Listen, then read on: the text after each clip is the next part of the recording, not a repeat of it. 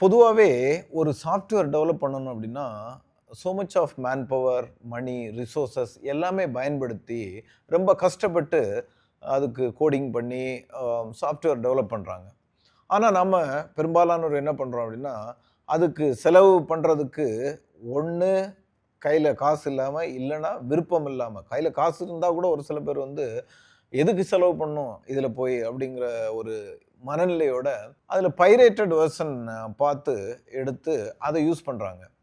இப்போ அ இந்த pirated version நெறைய பேர் யூஸ் பண்றாங்க அப்படிங்கிறத தெரிஞ்சுக்கிட்ட சைபர் கிரிமினல்ஸ் என்ன பண்றாங்கன்னா, இத வச்சு எப்படி பணம் பண்ணலாம் அப்படின்னு சொல்லி யோசிக்கிறாங்க. இந்த பாகிஸ்தான்ல இருந்து ஒரு சில சைபர் கிரிமினல்ஸ் என்ன பண்றாங்கன்னா, ஒரு சில டெக்னிக்ஸ் மூலமா இந்த சர்ச் என்ஜின் ஆப்டிமைசேஷன் அப்படிங்கிற ஒரு டெக்னிக் இருக்கு. அதாவது உங்களுக்கு தெரியும். இப்ப நீங்க ஒரு ப்ரௌசர்ல போய் ஒரு சப்ஜெக்ட்ட போட்டு சர்ச் பண்ணீங்க அப்படின்னா, அதுல 1, 2, 3, 4 அப்படின்ட்டு நெறைய அ வரிசையா ஒவ்வொரு வெப்சைட்டுடைய இது வரும். அந்த சப்ஜெக்ட்ட டீல் பண்ணக்கூடிய வெப்சைட்டோட இது வரும்.